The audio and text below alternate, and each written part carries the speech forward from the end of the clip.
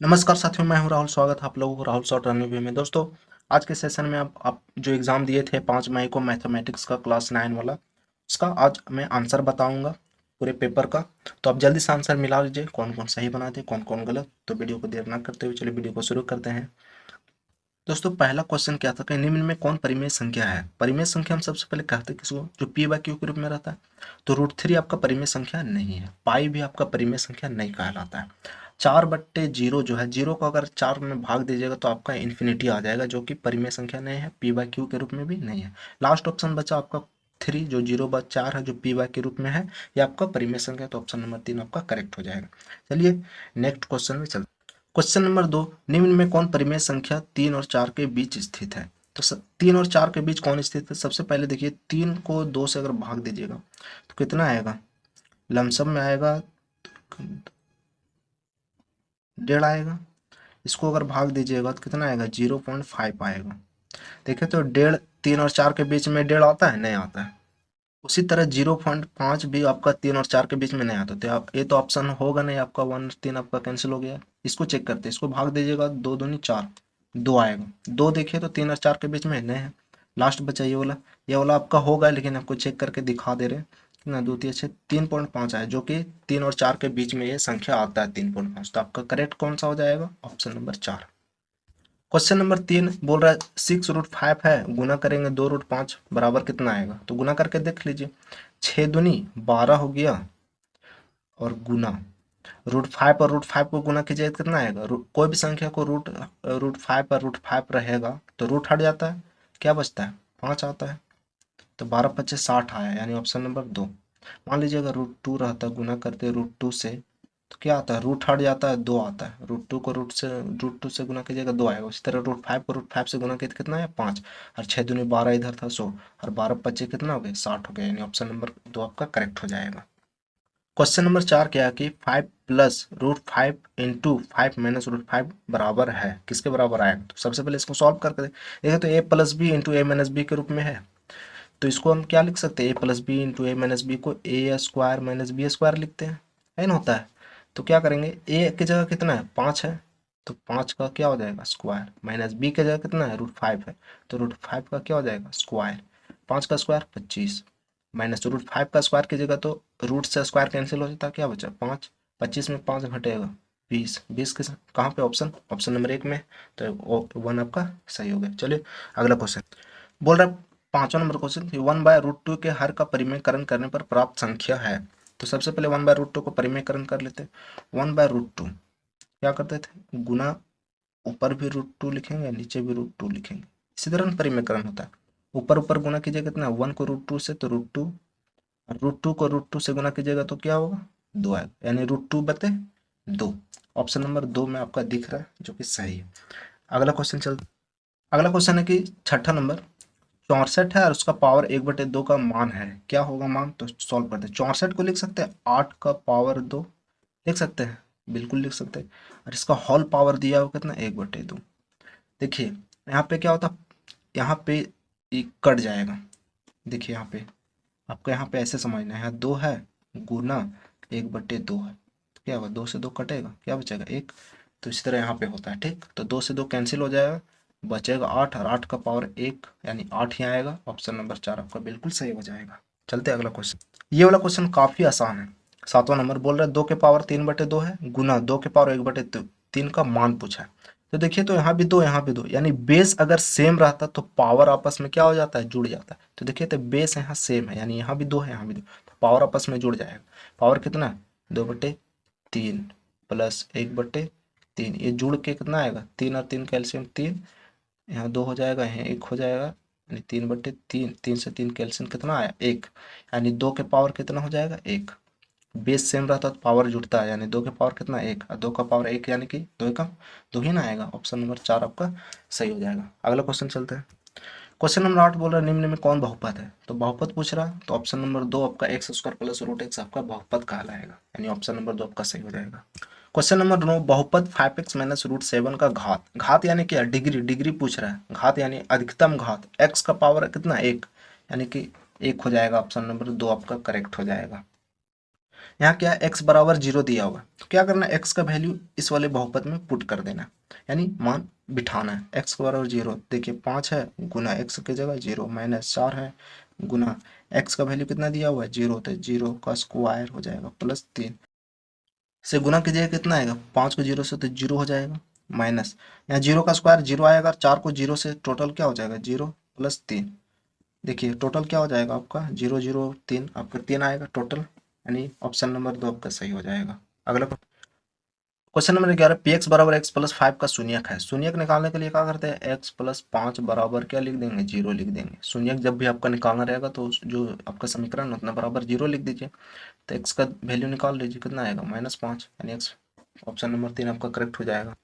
यहाँ पे क्या बोल रहा है कि x+1 से इतना को भाग देने पर शेषफल प्राप्त होगा, तो क्या करेंगे, x+1 बराबर लिखेंगे 0, x का वैल्यू निकल जाएगा आपका, +1 इधर जाएगा तो -1, x बराबर कितना है माइनस, अब -1 को इसमें पुट कर देंगे, x जो कितना है -1, यानी x -1 हो गया, प्लस है तो प्लस, 3 है तो 3 गुने x, फिर आए x का वैल्यू कितना रख रहे हैं -1, स्क्वायर है तो स्क्वायर, फिर क्या है -1, इसको सॉल्व कीजिए, -1 हो गया, हाँ -1 का स्क्वायर कितना आएगा 1 आएगा, 1 को 3 से गुना कीजिएगा तो कितना आएगा, 3 एकम 3, अब माइनस यहाँ कितना है 1, देखिए यहाँ पे -1 है, यहाँ पे +3 है, क्या होगा घट जाएगा, कितना आएगा 2 आएगा, -1 यहाँ भी घटेगा, 2 में 1 तो 1 आया, यानी ऑप्शन नंबर 2 आपका बिल्कुल सही हो जाएगा।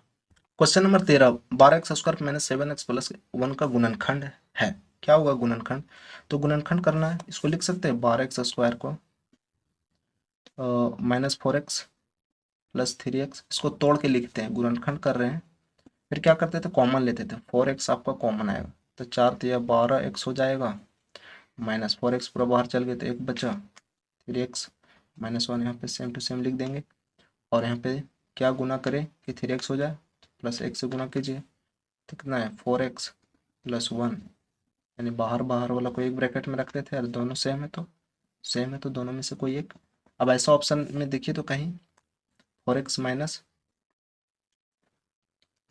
सॉरी यहाँ पे -1 हो, सॉरी -3 होगा, तो -3 यहाँ पे क्या हो जाएगा माइनस फिर 1 हो जाएगा, और यहाँ पे भी माइनस हो जाएगा, तो ऐसा ऑप्शन देखिए तो कहाँ पे है, 4x-1, 3x-1, आगे पीछे है कोई बात नहीं, इधर उधर रहेगा तो कोई दिक्कत नहीं, तो ऑप्शन नंबर 1 में आपका ये दिख रहा है, यानी ऑप्शन नंबर 1 आपका सही हो जाएगा। अगर 14 नंबर क्वेश्चन में के का वैल्यू पूछा है, के का मान होगा क्या होगा, तो क्या करेंगे, इसको कैसे बनाएंगे, यहाँ क्या दिया हुआ x-1 बराबर लिख देंगे 0, यहाँ से आपका x का वैल्यू निकल के आ जाएगा, कितना आया 1, अब 1 को क्या करेंगे इसमें बिठा देंगे, तो देखिए तो ये x² है प्लस x है प्लस के है, बराबर क्या लिख देंगे 0 लिख देंगे, x का वैल्यू रखिए 1, 1 हो गया, प्लस फिर और स्क्वायर है तो स्क्वायर, फिर x के जगह कितना 1 प्लस के है तो के बराबर 0, 1 का स्क्वायर 1 प्लस 1 प्लस के बराबर 0, ये दोनों जुड़ जाएगा, यानी 2 प्लस के हो जाएगा बराबर 0, हमको क्या चाहिए के का वैल्यू, तो के को अलग करेंगे तो प्लस का 2 उधर जाएगा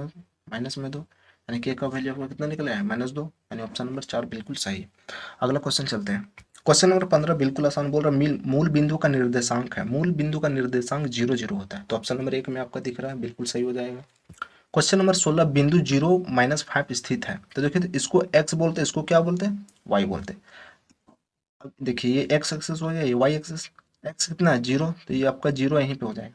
अब देखिए क्या बोल रहा है y बराबर -5, y बराबर -5 किधर आता है इधर, इसे नहीं बोलते y डैश, तो y बराबर -5 कहाँ है, मान ले यहाँ आया, तो देखिए तो ये आपका y अक्ष में है, तो ऑप्शन नंबर क्या हो जाएगा 2, y अक्ष पर हो जाएगा। अब ये वाला देखिए, ये बोल रहा है आकृति से प्रश्न संख्या 17 से 20 के उत्तर दीजिए, यानी 17 से लेकर 20 तक जो मेरा प्रश्न दिया हो, इस फिगर को देख के हम उसका आंसर बताएंगे कितना आएगा, तो फिगर को आप देख लीजिए। अब क्वेश्चन नंबर जो 17 बोल रहा है, क्वेश्चन नंबर 17 बोल रहा है बिंदु क्यू के निर्देशांक हैं, तो बिंदु क्यू के निर्देशांक हम यहाँ पे कैसे देखेंगे, तो बिंदु क्यू आपको कहाँ दिख रहा है, यहाँ पे दिख रहा है, तो क्यू का निर्देशांक देखिए तो कितना है -2 है, और इधर कितना 2, यानी -2 और 2 है, तो -2 और 2 कहाँ पे आपको दिख रहा है ऑप्शन नंबर 2 में। अब चलते क्वेश्चन नंबर 17 से पहले हम क्या बोल रहे हैं, आकृति से प्रश्न संख्या 17 से 20 के उत्तर दीजिए। यानी ये वाला आकृति देख के आपको 17 से लेकर 20 तक जो क्वेश्चन पूछा जाएगा आपको इसी आकृति को देख के आपको बताना है। तो क्वेश्चन नंबर 17 आप देखिए तो क्या पूछ रहे हैं यहाँ पे, बोल रहा है बिंदु Q, बिंदु Q के निर्देशांक है। तो बिंदु Q आपको आकृति में देखना है, कहाँ पे बिंदु Q, ये तो इसका निर्देशांक क्या है, 2 है और -2 है, 2 और -2 ही ना, इसको बोलते हैं एक्स एक्सिस, इसको बोलते हैं वाई एक्सिस। तो हम 2 पहले लिखेंगे, क्यों, क्योंकि और -2 बाद में, क्योंकि इसको बोलते हैं एक्स, इसको बोलते हैं वाई। तो एक्स वाला तो ये है, वाई वाला ये है, तो पहले लिखेंगे -2 बाद में एक्स वाई। तो आपका निर्देशांक कितना निकल रहा है, 2 -2। तो 2 -2 आपको कहाँ दिख रहा है, ऑप्शन नंबर 1 में, यानी ऑप्शन नंबर 1 आपका बिल्कुल सही हो जाएगा। चलते हैं अगला क्वेश्चन। क्वेश्चन नंबर 18 के निर्देशांक -3 2 द्वारा पहचाना गया बिंदु है। तो -3 और 2 से कौन सा बिंदु बन रहा है, आपको सबसे पहले डायग्राम आपको देखना पड़ेगा। तो कितना था, -3 और 2, देखिए तो -3 और फिर 2, -3 और 2 किस बिंदु पे बन रहा है, एस पे, यानी उसका क्वेश्चन नंबर जो 18 है उसका क्या हो जाएगा आंसर, एस हो जाएगा, यानी ऑप्शन नंबर 4 हो जाएगा। 19 नंबर क्वेश्चन, बिंदु P का भुज है। बिंदु P का भुज, भुज अगर बोलेगा तो आपको एक्स एक्सिस में देखना है, अगर कोटि बोलेगा तो वाई एक्सिस में देखना है। तो भुज बोल रहा है तो बिंदु P का भुज, तो सबसे पहले देखते हैं बिंदु P का भुज। बिंदु P है ये वाला, बिंदु P का भुज क्या हो जाएगा आपका, क्वेश्चन नंबर 19 बोल रहा है बिंदु P का भुज है। भुज देखिए, भुज किसको बोलते हैं, मान लीजिए ये आपका 0 2, मान लीजिए कोई निर्देशांक है तो इसको बोलेंगे भुज, और इसको क्या बोलेंगे, कोटि बोलेंगे। तो बिंदु P में हम देखेंगे कि बिंदु P, ये आपका बिंदु P है, P का निर्देशांक यहाँ पे क्या आपको दिख रहा है, 0 और 2 है ना, 0 और 2। अब भुज पूछा है तो भुज आपका कितना हो जाएगा, 0। कोटि पूछता तो 2 बोलते, लेकिन भुज पूछा है तो 0 हो जाएगा, यानी 0 आपको ऑप्शन में दिख रहा है, ऑप्शन नंबर 1 आपका सही हो जाएगा। फिर बोल रहा है 20 नंबर, बिंदु आर की कोटि है। तो बिंदु आर की कोटि, तो आर सबसे पहले देखेंगे, बिंदु आर है। अब आर को निर्देशांक देखिए कितना है, -2 है, पहले एक्स वाला लिखते हैं -2, फिर वाई वाला लिखते हैं -3। तो ये आपका भुज है, ये आपका कोटि है, तो हमको कोटि पूछा है बिंदु आर का, तो कोटि कितना हो जाएगा, -3, यानी ऑप्शन नंबर 3 आपका सही हो जाएगा। 21 नंबर बोल रहा है दो चरों वाले रैखिक समीकरण का मानक रूप है। तो इसका मानक रूप होता है ax plus B Y plus C बराबर 0, यानी ऑप्शन नंबर 2 बिल्कुल सही हो जाएगा। 22 नंबर बोल रहा समीकरण जो आपका दिया हुआ कि तुलना कीजिए x plus B Y plus C बराबर 0 से और ए बी सी का मान क्या होगा, सो बताइए, सो पूछ रहा है। तो सबसे पहले क्या करेंगे, 2x प्लस 3y इसको सजा के लिख लेते हैं।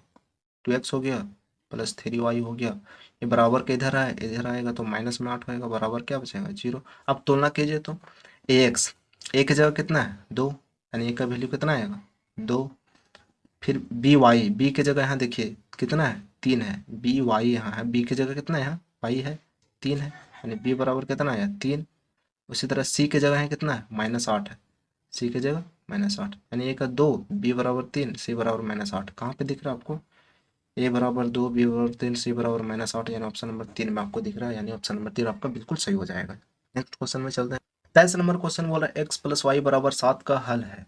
देखिए हमें x बराबर यहाँ x और y का ऐसा वैल्यू लेंगे, सॉल्व करने पर बराबर में 7 आना चाहिए, यानी इधर भी 7 इधर तो 7 है, इधर भी सॉल्व करने के बाद 7 आने चाहिए। अगर x का वैल्यू 0 रखिएगा, y बराबर 0 रखिएगा तो 7 नहीं आएगा। उसी तरह x बराबर 0 या 4 रखिएगा 7 नहीं आएगा, 3 या 0 रखिएगा नहीं आएगा, लेकिन x बराबर 3 रखिए प्लस वाई बराबर कितना है 4 रखिए, तो देखिए आपका 7 के बराबर है, 3 4 कितना होता है 7, बराबर 7, यानी कि ये वाला आपका सही हो रहा है, यानी ऑप्शन नंबर 4 बिल्कुल सही हो जाएगा। अब देखिए x बराबर 4 और y बराबर 1 है, किस समीकरण का हल है।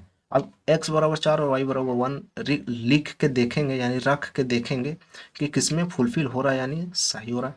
तो यहाँ देखिए तीसरा नंबर इसमें रखिएगा, x बराबर मान लीजिए 4, तो कितना है 4 दूनी 8, प्लस है तो प्लस, y बराबर 1 रखिएगा बराबर 7, 8 और 1 9 बराबर 7। देखिए तो बराबर हो रहा है, इधर 9 हो जा रहा है, इधर 7। लेकिन क्वेश्चन नंबर 3 में रखिए, यानी ऑप्शन नंबर 3 में रख के देखिए तो 2 हुआ, गुने x का वैल्यू कितना रख रहे हैं 4, माइनस है तो माइनस, y का बराबर कितना रख रहे हैं 1, बराबर 7 है तो 7, 4 दूनी 8 -1 बराबर 7, 8 में 1 जाएगा तो 7 बराबर 7, यानी कि ये आपका सही हो रहा है, ऑप्शन नंबर 3 करेक्ट हो गया।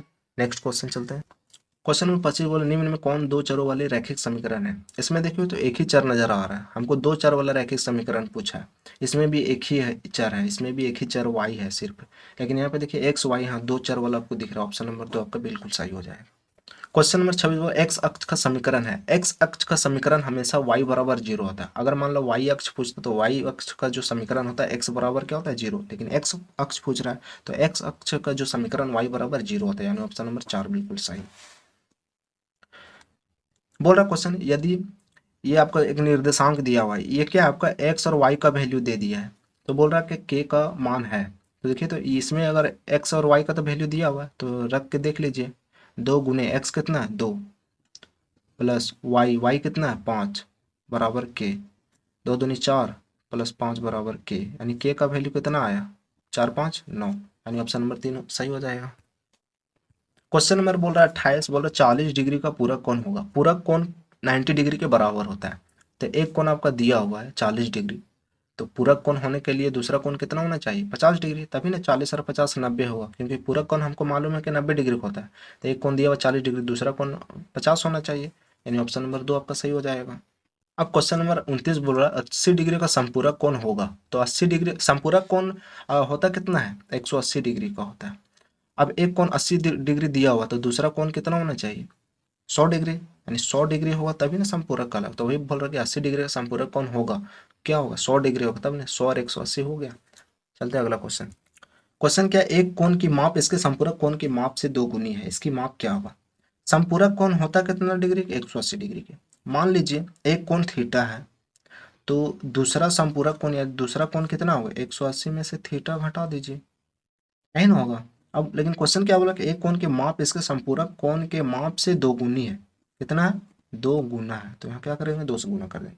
अब इसको सॉल्व कीजिए, 180 को 2 से गुना कीजिएगा 18 दूनी 36 यानी 360 डिग्री, 2 को थीटा से 2 थीटा आएगा, 2 थीटा इधर आएगा तो प्लस में यानी 3 थीटा बन जाएगा बराबर 360, और थीटा को अलग करेंगे, इसको काटिएगा तो कितना 3 एकम 3 3 दूनी 6 बराबर यानी 120 थीटा का 120 आएगा वैल्यू, यानी 120 दिख रहा है। ऑप्शन नंबर 3 आपका करेक्ट हो जाएगा। 31 नंबर बोला आकृति ए ओ बी एक सरल रेखा है। ये क्या आपका सरल रेखा है ए ओ बी।